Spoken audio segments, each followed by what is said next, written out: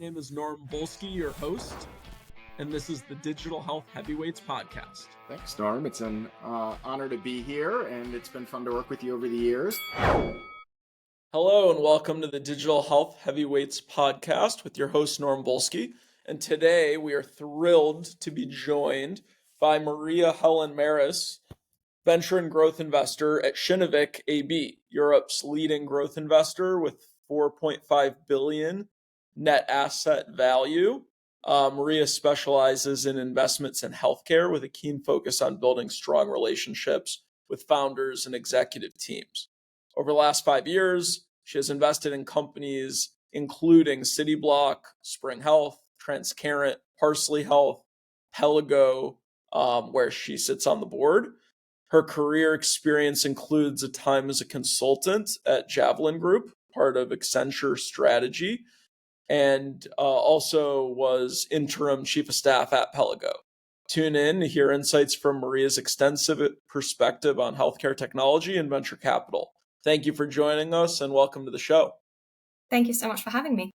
Yeah, absolutely. So I was telling you before, for all our listeners, this is my first podcast since having my son Zev 3 weeks ago. So I may be a little rusty, bear with me. But let's jump into it. Maria, what inspired you to work in venture? Yeah, I think it was a combination of factors. I was very interested at being at the forefront of new technology and in combination, ideally, with new ideas. And what I realized as I was looking to get into the space is you're also meeting some of the most brilliant people. And so those sort of all came together, and it felt like venture was a good space for that. And what keeps me almost inspired to stay in the space is the sort of the patient testimonials, seeing the impact from our companies. It's something very unique. Fantastic. Tell us about your experience in consultantship at Javelin Group. Yeah, so this was I was at university, and I was a classics major, and you do your banking internship, you do your legal internship, you're wondering sort of what you're going to do, but consultancy looked to me like the best option in the sense that, first job out of uni, you really want to understand businesses and how they work. And so what was that experience like? It was like any typical job for 3 years after uni. It's very much about picking up all those technical skills. So market mapping, how you make slides, Excel. But also it was so good, actually, as I think about it, now, years later, that it was great to see how companies really function and how a decision's made and how actually cultures really drive internal sort of processes and innovation. And I think, there's ways to do it and ways not to do it. What were some of your key areas of focus, in those first 3 years in your career? Yeah, so the beauty, I guess, was that there were different projects. In that time, I must have worked for a dozen or more companies, always focused on D2C or B2B2C brands. Javelin Group was a boutique consultancy. Eventually Accenture acquired it because there was a sort of a spree of big consultancies and groups buying up little ones. So the project sort of changed, but in total, it was always focused on digital, always focused on the models I mentioned, always about 2, 3, 4 month projects, and everything ranging, just to give you a sense, digital transformation of a largely offline optical retailer, marketing and CRM improvement projects, market sizing, international expansion, a lot of that. And then also commercial, you would do a lot of commercial DD for PE firms, which was obviously interesting to then move to the other side. Yeah. What were some of your biggest challenges and also successes over at Javelin Group? Yeah, I think the first one was just the ramping up on new projects. It could be quite extreme. You had 4 weeks to deliver something. You had to understand that company very quickly, and then you had to actually do all the analysis and then get to a conclusion. So that was really great foundational training for very fast, sort of processes in venture and growth. And then the second one is actually you're sort of thrown in the deep end, and the exposure you've got to C-suite. You're working with CEOs, chief digital officers, and you're giving them advice. And it's based on robust analysis, but ultimately you have to be able to also deliver that. And at the end, you have to turn those into strengths. What motivated you to move from being a consultant to being an investor at Kinnevik? Yeah, so it's sort of a mix of personal and professional because my now husband, boyfriend at the time, he was investing in private companies. And Mm-hmm. I was like, that's interesting. I'd like to sort of do that. Mm-hmm. I was only investing in public companies. So that was like that side. And then, and spoiler alert, he moved into venture and growth as well. But Mm-hmm. on the professional side, I was working on a 6 month project, I think, for an optical retailer, and they were looking to become a big digital player, and they Mm-hmm. had to figure out what are they going to do with all the disruptors in the space. Think of the Warby Parkers back then and the like. Yeah. And so I had to get on the phone actually and speak to a lot of these startups and sort of figure out what they're going to be buy, build, partner sort of entities, and that was quite fun actually talking to the founders and strategizing with them. So when the opportunity came to move over to do healthcare investing at Kinnevik, it felt like a great fit. So walk us through your focus at Kinnevik. You mentioned it was healthcare. Like, did you go to them and say, "Hey, I think like my skill set's in healthcare"? How did you end up being the person on the team that works in healthcare specifically? Yeah, so the short answer was they were looking for someone who was going to focus most of their time in healthcare, Mm-hmm. and clearly they thought I was a good option for that. But the focus since day one has always been healthcare. But what happens, I think, a lot is you see that people also dabble in other spaces, especially as the market changes. So um, in my sort of 5 years at Kinnevik, I've also spent time in life sciences, human capital, even fintech a bit. Mm-hmm. But yeah, very much someone who needed to fill that slot, and so that was me. Excellent. And I think when, organizations outperform their peers, a lot of it comes down to what the mission is of the company. I think Kinnevik is well known and their results speak for themselves. What is behind that success? Like, what's the mission of the company, and why do you think that has helped the organization you work with be ultra successful? Yeah, I think it's a very unique investor and also a very unique entity in the space, and the reason for that, obviously, it's almost 100 years old. So I think they've gone through understanding what it is to even transform and adapt over that time and remain relevant and adopt new technologies.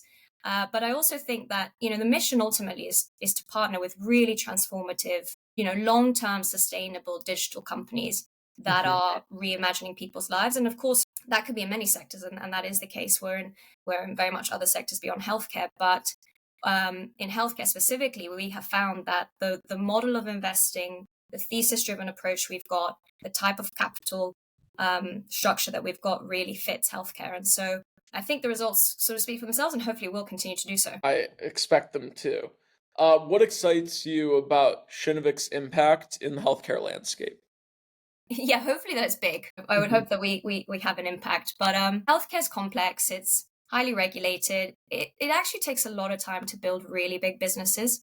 But Hmm. obviously, what's really exciting is that you can build absolutely huge businesses and have a very, very deep impact on society. So I think back to the point I was saying about the permanent capital structure, we're not a fund. We have no time limits. We're investing off our Hmm. balance sheet. And I think that allows us to really invest across the lifetime of a company and support them across the stages. And that's why you see us sort of everything from Series B to basically IPO getting Hmm. involved. And we find that that seems to be a great fit for backing ambitious founders in the space because, they're often not thinking in 3 to 5 year terms. They're thinking much larger, 10, 20 years. Excellent. When did Shinnevik really start making healthcare one of their focus areas? Yeah, so I think it's been about 10 years that we've been investing in healthcare, but I think we have really doubled down on it, call it around sort of 2019, 2020, when you saw quite a few logos be added. Great. As someone who's been a board observer or a member of a lot of incredible companies, can you share any behind the scenes glimpses into strategic discussions that shaped those organizations, perhaps in the early years? Yeah, fantastic question because it's a tough one to answer. I think the most fascinating strategic discussions I've witnessed have been the challenge that you really have around too much opportunity and just Hmm. deciding what you do and don't focus on. And then actually being laser focused on following through and not getting tempted in the next quarter. Another opportunity came up, maybe we should reconsider.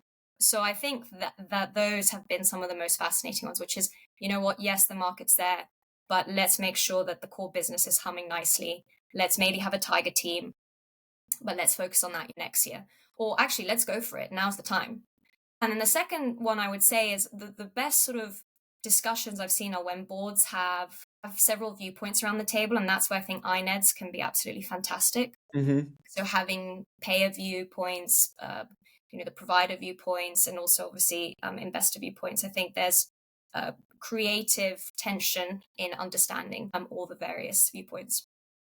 Yeah, I think what you shared is a common theme in a lot of the podcast episodes we've had previously, where, when it comes to like what makes some companies super successful, a lot of times it's like discipline to say no when something exciting crosses the desk of an executive or cool opportunity pops up. It's like being really, really thoughtful about what you spend your time on because time's the most valuable asset on this earth. It's the one thing you can't buy more of. So I think it's really, really important to always be really disciplined on like what you're spending your time on and how many things you're trying to accomplish. I think if you're not really focused on a couple key things, nothing ends up getting done. You don't make enough traction doing all the things. And it's Absolutely. better to be very hyper focused on a few. So walk us through your experience as the chief of staff over at Pelago. So a couple episodes ago, we had Maruf Ahmed, founder and COO of Pelago on the podcast. And I'm sure you worked pretty closely with him and Yusuf and team. Walk us through your experience over there as their chief of staff. Yeah, no, great team, great people. Obviously, Brits as well, so that's great on a different level. But yeah, so to my point around Kinnevik and being a little bit different, when we say hands-on, obviously, we'd like to be on the board and make the appropriate connection, all that. But also, what we've been doing now for several years for different team members is actually sending them on secondments. So you say, look, you go and spend 6-9 months in-house with the portfolio company, and really for you to understand how does that company sort of work and what is it like to be in a startup, but also hopefully to add value maybe in pockets of the company that they need some support, and to really share knowledge. And so that's what Pelago was for me. So that was 6 Mm-hmm. months. And it was a fantastic experience. It was in New York. I was working across several strategy and ops projects, and I think almost all of them were cross-functional and phases of bigger projects as well, sort of multi-quarter projects. So yeah, really learned the value of communication, knowledge capture, strong sort of working relationships, and it was so much fun. And I'd like to think that I've also come out of it with a lot more empathy around actually how hard it is to build a business. Yeah. So when that happens, is that like an expectation upon investment? If we're going to invest, we're also going to put one of our operators into the business for a certain period of time, and that's predetermined. Was this Yusuf and Maruf and team saying, "Hey, we need help a little bit, and would you help us?" Was it proactive? I'm just wondering how that works. Yeah, so actually the answer to all of those is no. Hmm. But the way it works is we basically are saying, hey, she hasn't had operational experience. Hmm. She can be very useful in some sort of projects and departments. Are you happy to sort of take her on? Would it make sense, right? Is there value Hmm. add for you? So it's not something when we come in, we say someone's coming in. There's no sort of they're there as a spy to see what the company's Hmm. doing.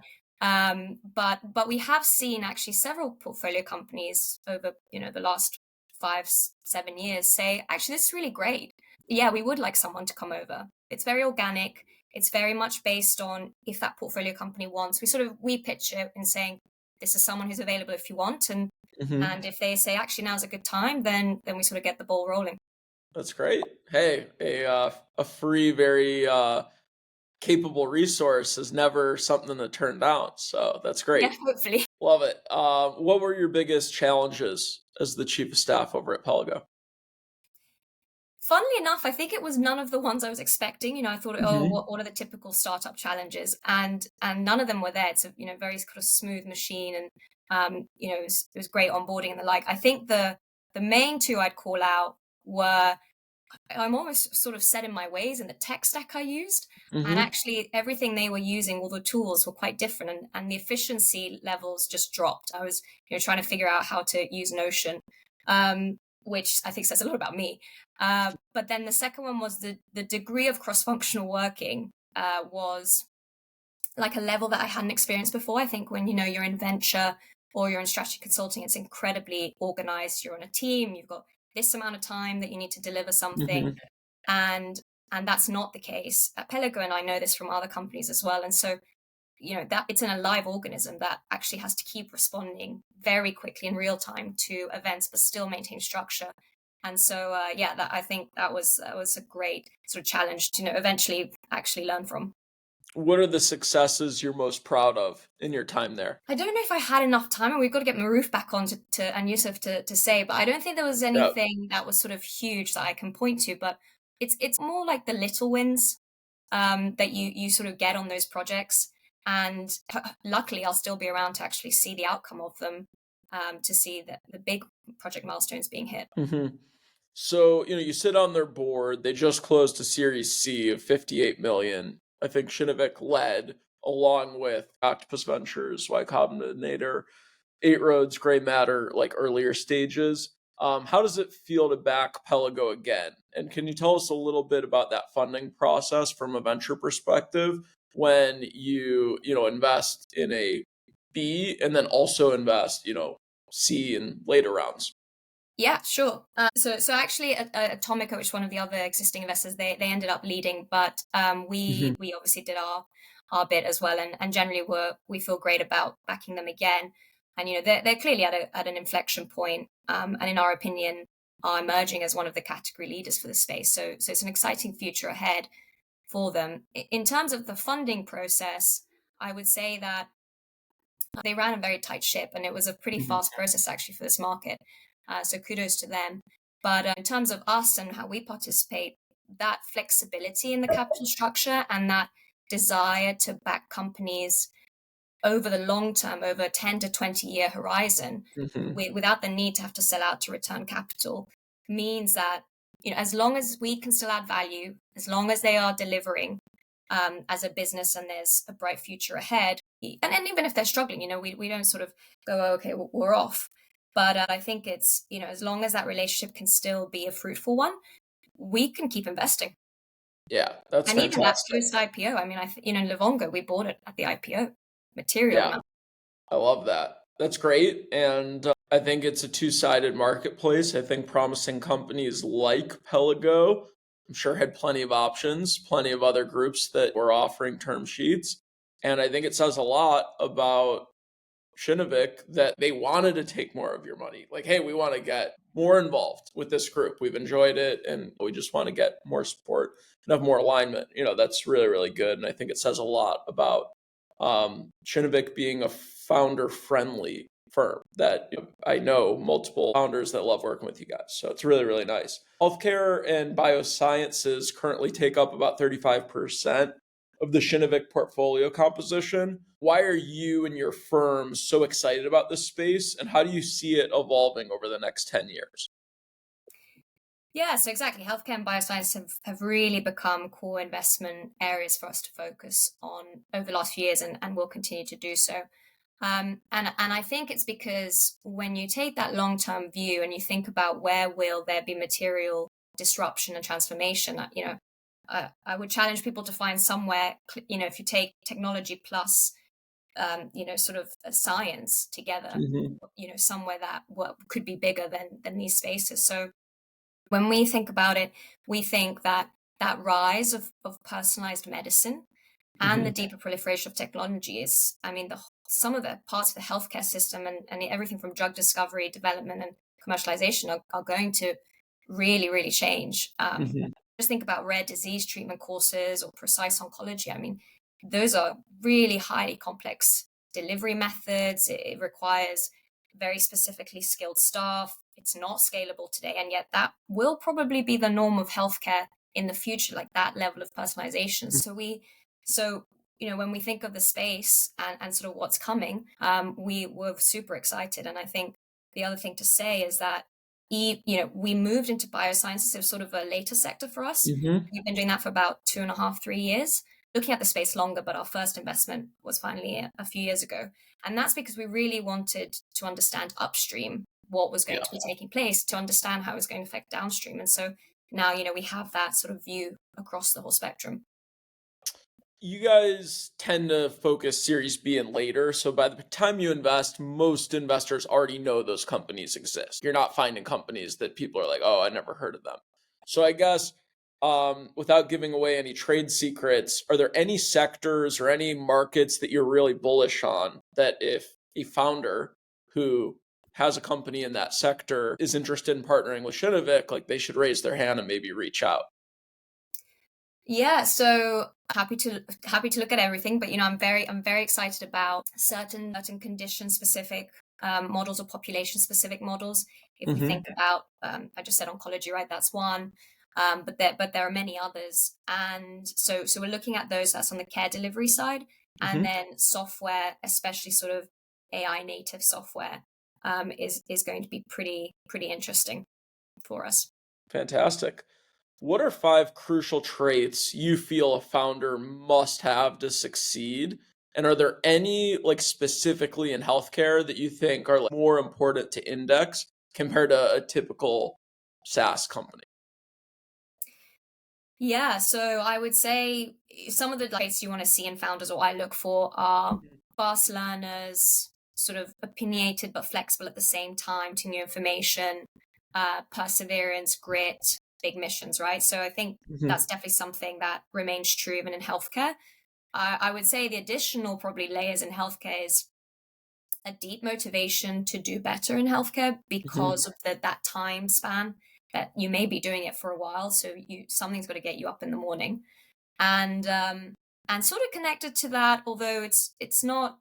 I have seen it work without it, but I think people who have experience in healthcare, whether they were doctors, whether they were looking at it from academia point, or they've been a 30-year veteran in the space, in insurance, but somehow understanding how the world in healthcare works, because I think it's so complex, Hmm. and there's so much we still learn every day. And so imagine if you're sort of starting from scratch. It's a tricky one. Yeah. Can you share an experience or an investment that has significantly shaped your perspective on healthcare startups? Yeah. So when I first joined Shinovik, Livongo was just going public. Hmm. And so I think that would be sort of the one that has had a material impact on me in terms of perspectives, because they went public, then they were a public company. And in those subsequent years, actually, they packed a lot in. They everything from issuing convertible notes, and then obviously the M&A. And it Hmm. was a tremendous journey, I think, to witness actually doing all of that in such a short time, but also what it was like to be a private versus public company with such a great team. So what did that make me? I suppose what were the perspectives it gave me? It gave me that you have to have an urgency in everything you do. Hmm. um, you have to be a great storyteller, but it has to be coupled also with really strong execution, which was what the company was doing. Yeah. Um, and those three sort of points I look for again and again in companies in healthcare. Yeah, I would completely agree. I think Glenn Tolman's, if not the best, one of the best storytellers in all of healthcare. And I think that really helps get people excited about what him and his companies are doing, because if ultimately you can't get people really pumped up about it, you're going to have a hard time getting people to come work for you. You're going to have a hard time getting people to agree that what you're selling is a top priority, that they should, make one of their big purchases in their next buying cycles. There's just so much that comes down to getting someone passionate about it, to be able to achieve, success commercially. Tell us a time that you heard an incredible investment pitch and immediately believed in the company mission, and what made that pitch unique. Well, time will tell, but I've had several of those, which is great. Good. And what I would say is, what it comes down to is what you've just described. Actually, I mean, it's big vision, very engaging founders, clear story, clear plan, right? Because that's half the Mhm. battle. The other half is actually go and execute. And so being able to mix the qualitative and quantitative information really well. In Mhm. venture, really early stage, that you won't have numbers, you won't have much to go on, but by the growth stage, you'll probably have something. Yeah. But weaving that in, and then saying, well, this is what we are today and this is what we are in the future, and wanting to almost pull me in to say, yeah, I want to be part of that. Those are the ingredients, I think, of the ones that I've seen that have blown me away. Yeah. I still remember to the day, it was like maybe, I don't know, 7.5, 8 years ago, when Dan and Gabriel at Hinge pitched me like what Hinge was doing. When I hadn't heard of them, they might have had 4, 5, 6 corporate customers at that point. I know they had Val Resorts and a couple others, but like they were still very much under the radar. When I started recruiting for them, like I was saying, hey, have you ever heard of this? And they're like, no, I haven't heard of them. I'm like, you will. Just keep that in mind. So, anyways, I remember when they pitched Hinge to me, and I was like, whoa. And like that's always the bar I set when I talk to a new company, whether it's as a potential, third party recruiting service, or, occasionally I'm investing in some of these earlier stage companies. I always kind of think, okay, if the Hinge pitch early in their years was a 10 out of 10, like how close did they get there? So it's definitely funny to look back and see some of these companies that have been ultra successful and remember like, hey, they were just trying to figure it out in their early years also. I think a really underrated skill and function of a venture capitalist is their ability to source deals. Like you're only as good as the opportunities and options you're giving yourself to evaluate. So how do you and Kinnevik source your deals? And like, is there anything you and your firm does that's a little bit non-traditional? Yeah, so I would say what we do have is the common sort of model, right? There has to be a structure in place. So think friendly co-investors in other companies, friendly earlier stage investors and funds, conferences, or bank-led rounds, right? All of those, I see that as almost as the infrastructure, Yep. because you need to have many different sources. Where I would say we stand out maybe a little bit more is we're very thesis driven. So Mhm. we will only make 1 or 2 investments in healthcare a year. And so we're building our thesis on any given space and sort of looking at it outside in, top down, bottom up, speaking to experts, building a view. And, we'll narrow in on who we think are the winners. And then, we're not afraid to find a warm way into that company, and Mhm. ideally well ahead of any round. If you're going to be partners for 7, 10, whatever years, you don't really want to be meeting during a live round, decide within like a week whether this is going to work out. As much for them, by the way. I always say this to healthcare founders. You are interviewing us. I mean, you want to be able to work and partner with us too. So Yeah. be very thoughtful of that. And so yeah, so that's how we do it. So we'll often have a view. We may not share it immediately when we talk, Mhm. but we will. We won't come to a space when we're speaking to a company where we're interested without sort of having done our work, actually. So if the earliest your firm will write a check is Series B, how early do you want to meet them? Like, what does that like evaluation courting process look like? Yeah, I mean, obviously, sometimes the C might make more sense, so we'll talk to them after the B. But Mhm. yeah, there are some companies that you see the Series A. If you're excited about the space, you'll be sort of finding a way to speak to them.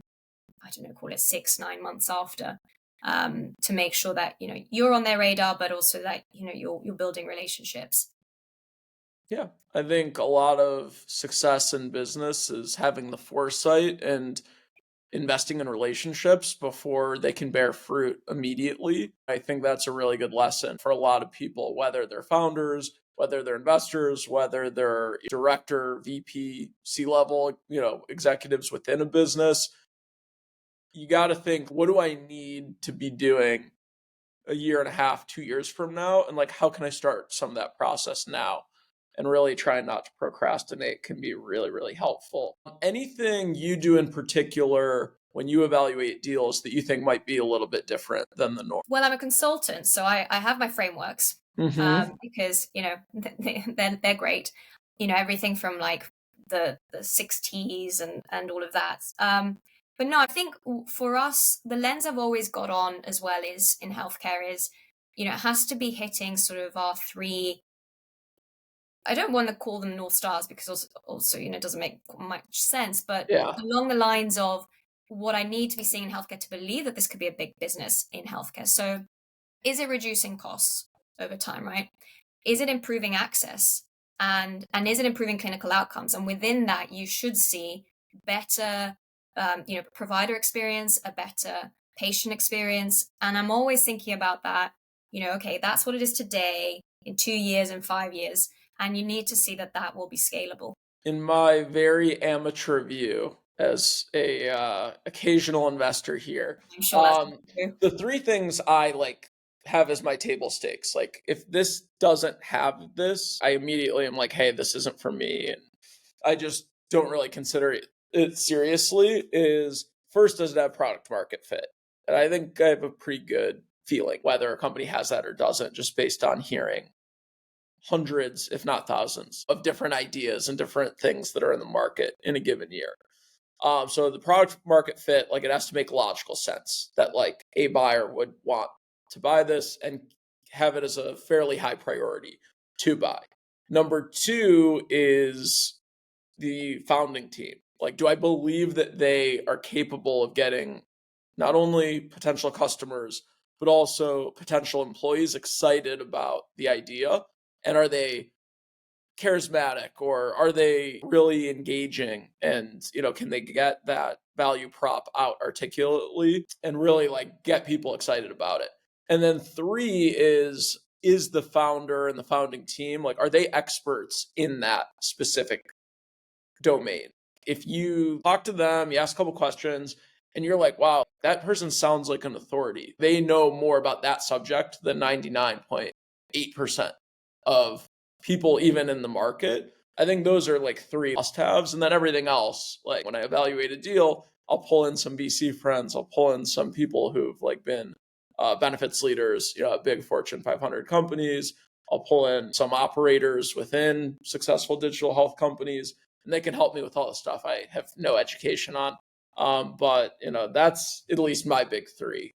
What do you think about those? Yeah, fully agree. Fully agree. What I would say also, what happens in growth is it's a community, it's a village that has to make it work, right? Normally at the earlier stage, you're maybe backing one or two or three individuals, but you really want to see that that team is working together productively. And I would be a little concerned if product market fit isn't there at the growth stage. It tends to also be indicating, bigger issues. But yeah, all of those super true.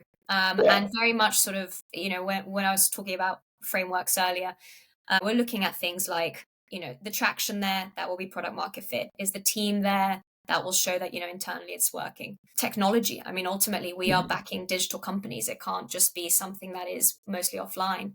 TAM, how big can this be? I mean, healthcare, everyone always has these big numbers, right? But we all know that it's lots and lots of, 1 billion or 10 billion markets. So how big can it get? Defensibility, trenches, and I also think with healthcare, timing. Actually, really, any investment, right? Timing. Why now? Why not 2 years ago, and why not actually in 5 years? Yeah, just one caveat. The reason for my very rudimentary, like, table stakes, so to speak, the size of my checks and the syndicate's checks tend to be a lot smaller than the ones you're writing. So I'm usually like pre-seed, seed stage. I don't get into anything probably past A. So really, really good stuff. What is one or several not so obvious red flags that you look for where you're like, hey, if I see this, no matter if everything else is really exciting, like, that's probably a no go for me? Well, I mean, it's relevant that we've been talking about teams actually, because at that growth, which again, it's sort of Series B, Series C, whatever you kind of want to. Everyone has different lines, but around there for us. If I'm, if I'm talking too much to the CEO and the founders, it's one of those things where they'll understand the business best, and they know how to tell the story the best and have probably the best overview. But actually, I don't want to call it a red flag, but I start questioning if I'm not being given time with sort of the leaders of the other departments, functions, however you want to call it, and really getting to understand their experience, what are their priorities, what are their challenges, because it will take all of them to build a big business and to really have an impact. No person can do this on their own. And so if I'm sort of spending too much time with one or two people, so I'm starting to question, okay, well, could I meet more of the team? Because, they're going to be really important as well. And what are you afraid that their motivation is for keeping it like just the founders and not giving you access to the rest of the team? Like, what are the red flags that you're afraid you might uncover if you do get access to those people? Yeah, from their point of view, I don't think it's intentional. I think sometimes it's just the case of the team having actually now obviously seen the other side. You're saying, okay, the team's doing the day to day and the operation, and they've got to get going, and we'll deal with the fundraise. But I suppose what you're questioning and want to make sure is not the case is that actually is there micromanagement? Is there friction in the team? Are there gaps in the team? Maybe the skill set isn't there, or there needs to be some up leveling. So you just want to make sure that those are there. And it's the other thing to say is it's totally fine if any of those are the case. If Yeah. it's something that you can work together as partners, and there's always challenges in every business, and there are opportunities as well. But it is important to know them and to have an honest conversation about them. Yeah, I think if I were in your shoes and I was in that situation, my main concern would be, do they struggle to delegate? Like, do they want to like control everything and keep their fingerprints all over and like grip very tight onto certain responsibilities? Because to scale a company to the level at which you hope your investments get to, you need to be able to delegate. You need to be able to trust others. You need to be able to let go and over time do less and less of the things you probably were very successful with at earlier stages of the business. So I think that would be maybe like the kernel for me of what that could illuminate if you got access would be, struggle to delegate, struggle to work well with others and compromise and hear others' ideas and, give people ownership, which I think the best leaders do those things. Mm. Really, really interesting stuff. So when a founder is building a healthcare product, what are the differences to be aware of in scaling between the European market and the US market? Yeah, so with both, I mean, in healthcare, right, go to market's actually absolutely everything. So, Hmm. I'd be thinking with both what's relevant is regulation, reimbursement models, they're big. But in Europe, I would say you sort of have a different flavor. I would also be thinking about the fact that you need to be customizing not only language rights, right, but also local customs. Yeah. Um, and also the consumer attitude to healthcare. I think that's something that it may not be the case as much in the US. That actually, are they used to paying for healthcare? Are they used to looking for healthcare in a private capacity? Hmm. Maybe some sort of conditions they are and some they aren't. Maybe there's regional differences. So there's those sorts of topics you need to think about. And finally, actually, the buyer urgency. What I've seen sometimes in Europe is you see incredible product market fit in one market, and you think, great, we're going to scale, and still looking for that European company in healthcare that's absolutely huge. And I think there's clearly, I'm an optimist, and I hope that is the case. But Hmm. you do see that the moment they go into another market, they're getting early traction, but then when they're looking for like mass adoption, it's like, oh no, that this isn't as much of a problem in this market. And these are all points that you don't have in the US, right? Hmm. Same language. Yes, of course, you have regulatory differences in different states, but you don't have that. And it tends to be that the problems that will be in New York are probably problems that will exist in California to some extent. What in the US is different is actually just the sheer scale of the country, Hmm. and that complexity of operations. Do you have enough providers? Do you have enough availability? Different time zones. So yes, they're sort of different, but are not insurmountable. Yep. What is the biggest, most unexpected challenge you've faced so far in your 5-ish years in venture? Yeah, so I'm not sure if it's really got to do with venture. I think it's almost the impact of exogenous events and Hmm. just the twists and turns of the market. I joined in 2019, and at the time it was all about actually it was getting a bit hot, in the space and the public Hmm. markets. And then you get a pandemic and there's no activity for several months. Then you Hmm. go into like a year and a half of probably unsustainable amounts of Yes. activity. And now you're in an environment where capital's tightened, higher interest rate environment and the like, but also there is capital and people, one of the things we've seen in growth, especially is just doubling down on the companies that are going to be the winners. So you can't get anywhere near them because the Hmm. existing investors are just putting in more money. So huge movements in the market if you think about it, and both for our companies, but also actually as investors, how are you going to respond to that, but also maintain some sort of long-term perspective? And so that's been the most unexpected challenge, probably because what we went through was unexpected, but it really did color a lot of the activity. Yeah, it was a very, very wild time. What advice would you give a founder going into a pitch meeting with a venture capitalist, especially in this current tight environment that you alluded to? Yeah, the hygiene factors, right? Just make sure you're on top of that. So presentable content. You've practiced your pitching with Hmm. friendlies, and you've made sure that you're engaging, and you're not coming across sort of tired, or because you may be at it for a while. Hmm. But I think to our discussion earlier of what are the best pitches been, I would say that almost the ones where I'm engaged, like the other side is being asked questions or participating in demos, and they're not just talking at you, and it's a Hmm. conversation. Um, I find that those will tend to grab someone's interest. But as I said, make sure that the hygiene factors are there. So the right numbers, like make sure you've understood what they want to see, make sure you can deliver it eloquently and the like. What are some bold predictions you have for the digital health space that we know and love? I don't know if they're bold enough in a way, but Yeah. I do believe we'll have personalized healthcare quicker than we all think, Hmm. and I also think that there will come a time probably that you will not be able to tell the difference between a doctor and sort of an AI led only, maybe. I want to Hmm. say AI led doctor, but not really. It'll be almost indistinguishable.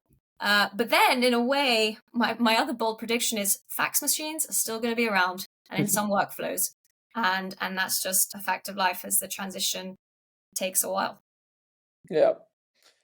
So I ask everyone who comes on the podcast, how do you practice what you preach? Our function at work is to work in healthcare and really provide value, but how do we live, breathe, and sleep it in our personal lives? So, what are your favorite ways to exercise and reduce stress? Because being a venture capitalist is at least thought of as a high stress job. So, I'm just wondering how you balance that. Yeah, so I'm quite a lone wolf exerciser, actually. Hmm. I don't know what that says about me, but I guess I spend so much time with people all the time that maybe that's my quiet time. But Yeah. yeah, so for me it's yoga, it's swimming, it's these sort of lone exercise regimes. All right. Well, I just in the last month started like a new type of workout that I never tried before, and I love it. And it's similar. Like I talk to people all day long. Like there's some times where I'm just like the best thing I can do is just be in my own head and like listen to music. Rowing. It's like so repetitive. So I've like gone on this rowing machine and like just being now dad of two, it's given me a lot of motivation where I don't want to be like the old not able to participate dad. So like as I'm on this rowing machine, even though I'm like sweating, exhausted, I'm just thinking, hey, you're Zevon Mila's dad, and you got to be out there and like playing catch with them and going to their athletic events and being able to participate and stuff like that. So if you haven't tried it, anyone also listening and watching, I've been really into rowing even though I did do cross country growing up, in high school, I don't love running. I don't even love like the Peloton bike. Like it's just not my preferred um, style of endurance exercise. For whatever reason, rowing was like this thing I just stumbled upon and really, really enjoy. So give it a Yeah, try. I've had a go actually in the gym. It hasn't caught me yet, but maybe I should give it another try. I mean, I was going to say actually running as well, but over time it's I've been lazy. I've fallen off the wagon there. I don't do it as much anymore. It's hard. If you run enough, you get shin splints, and then like you got to take time off, and that's even harder to get back into shape. It's a vicious cycle for sure. Also, I think a very important thing to stay, healthy and to have long-term wellness is, the food we're putting into our bodies. I think the hardest thing about eating, healthy is there's a lot of health foods that aren't actually healthy for you. They're marketed that way. And then two, we have very busy, stressful lives, and there's not always time like to make 3-course meal and spend 2 hours in the kitchen. So do you have any quick recipes or meal prep ideas that you use that might motivate someone else and maybe give them an idea to go out and try something new? Yeah, so I have to make a confession here. I am not the cook in the house, but I am Yep. a very firm believer in cooking your own food, and I would attribute that actually. So I'm originally partly Greek, and so Okay. Mediterranean diet is what I grew up with. Mum sort of doing her wonders in the kitchen, and so it's definitely going to be something Greek. If you have time, I'd be making a pasticcio, which is like it's basically like a lasagna in a way, but with cream. Oh, I've had it many a time. Very, Yeah, very good. yeah. But if you're going for something quick, you've got all these sort of lentil recipes.